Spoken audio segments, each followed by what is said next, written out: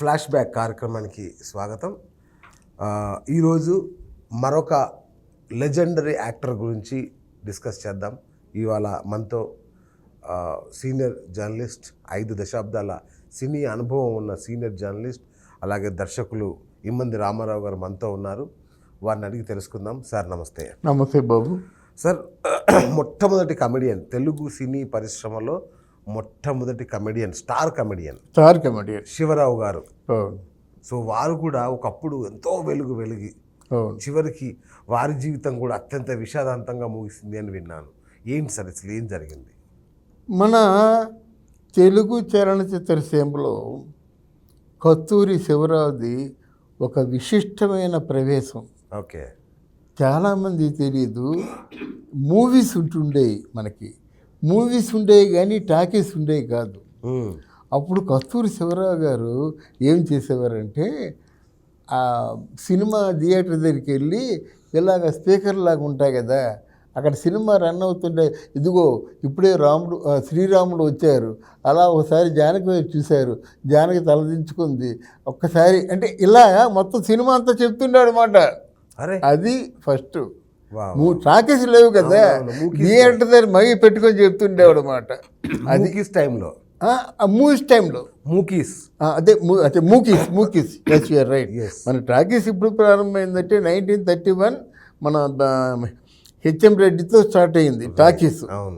కానీ ఇక్కడ మూకీస్లో మాత్రం చెప్తుండేవాడు అనమాట. థియేటర్ దగ్గరికి వెళ్ళి రన్నింగ్ కామెంట్ ఇస్తుండేవాడు. Okay, that is Shivarao. మంచి నటన అనుభవం ఉంది, మంచి మనిషి.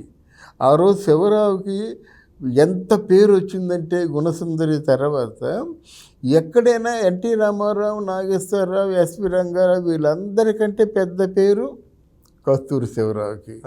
అయినా కమెడియన్ అంటే ఎట్లాంటి కమెడీ, విరగబడి చూసేవారు అన్నమాట. ఓకే, ఒక రెండు నాకు తెలిసినటువంటి ఒక అద్భుతమైన విషయాన్ని చెప్తాను మీకు.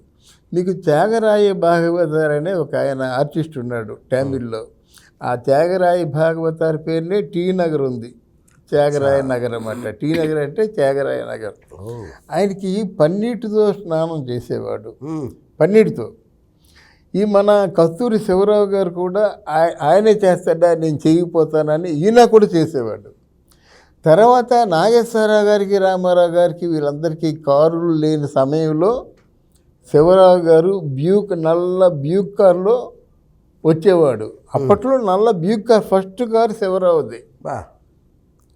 ఆయనకు ఒక అలవాటు ఉంది. ఆయనకే కాదు, మొన్నటి వరకు మేము వెళ్ళినప్పుడు కూడా అలవాటు ఏంటంటే, ఎంత పని ఉన్నా సరే సాయంత్రం అయ్యేసరికి పాండి బజార్ వచ్చేయాలి.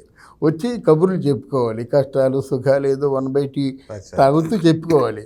ఈ కస్తూరి శివరావు ఎందుకు వచ్చేవారంటే, ఓ మంచి సిల్క్ లాల్చిని ఏదో పైజామా అంతా వేసుకునేవాడు. 2 జేబుల్లో, అప్పట్లో 5 10 అంతే కదా కట్టలు, ఆ కట్టలు జేబుల్లో కట్టలు పెట్టుకొని వచ్చేవాడు అన్నమాట. చుట్టూ మూగిపోయేవారు అందరూను. అయ్యా వాళ్ళు అప్పుడు సినిమాలు లేకపోతే అడుక్కోవడమే కదండి.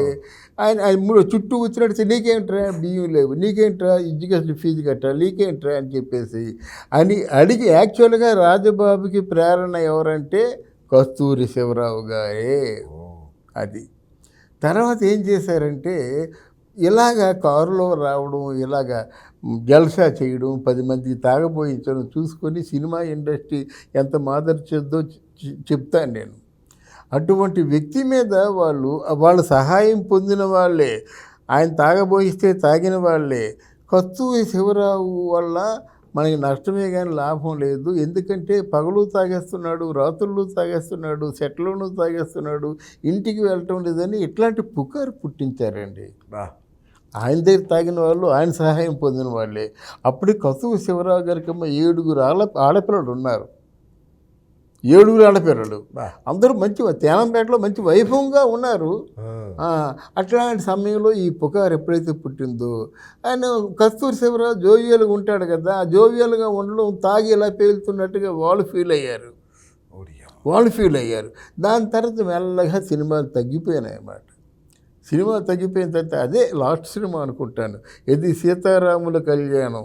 ఆ సినిమా వచ్చేప్పుడు 60 ఏళ్ళు అవుతుంది. అదే లాస్ట్ కస్తూరి శివరావు తాలూకు వైభవం తెలుసు కాబట్టి ఇచ్చారన్నమాట. తర్వాత ఏం చేశాడు, ఇంట్లో మరి పెద్ద 7 కుటుంబం వాళ్ళందరినీ పోషించుకోవడం కోసం ఆ కారు అమ్మేశాడు.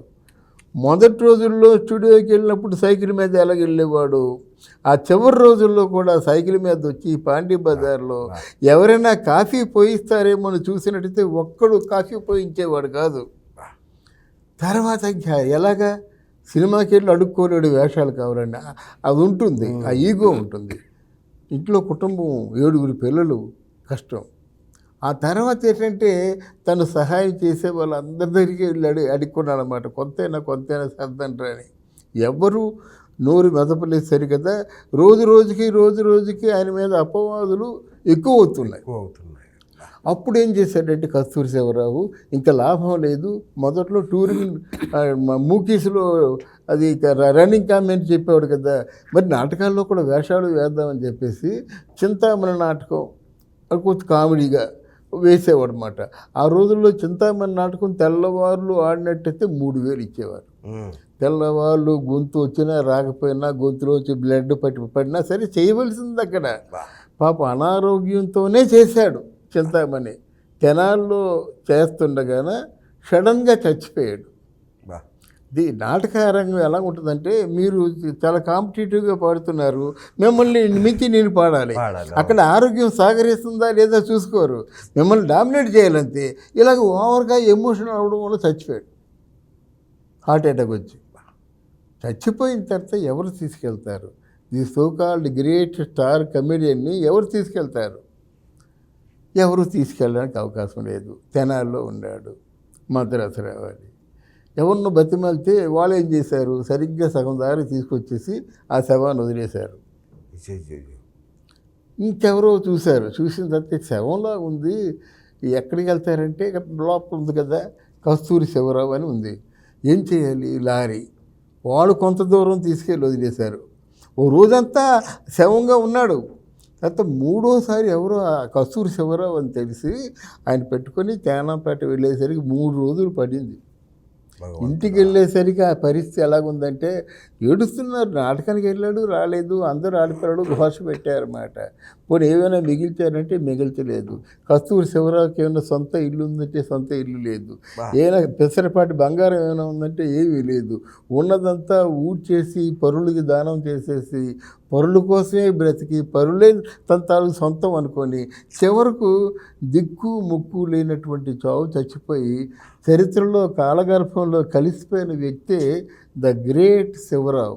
అటువంటి జీవితం ఎవరికీ వద్దు. ఎందుకంటే ఎంతమందికి సేవ చేశాడు, ఎంతమందికి మేలు చేశాడు, అందరి తాలూకు బాధలు నాయనుకున్నాడు. ఆయన బాధగా ఉన్నప్పుడు ఎవరు కూడా చూడలేదు. అది గొప్ప. ఈ సోకాల్ పెద్ద స్టార్స్ కంటే ముందు కారు కొన్న వ్యక్తి బ్యూక్ కార్. అటువంటి వ్యక్తి మొదట సైకిల్లో ఎలాగైతే ప్రయాణం జరిగిందో చివరి రోజుల్లో కూడా సైకిల్ మీద ప్రయాణం జరిగి ఆ పాండీ బజార్లో ఎవరైనా పలకరిస్తారేమో అని చూసి ఎవరూ పలకరించక తిరిగి రాని లోకానికి వెళ్ళిపోయాడు. That is Kasturi Shivarao. Thank you sir.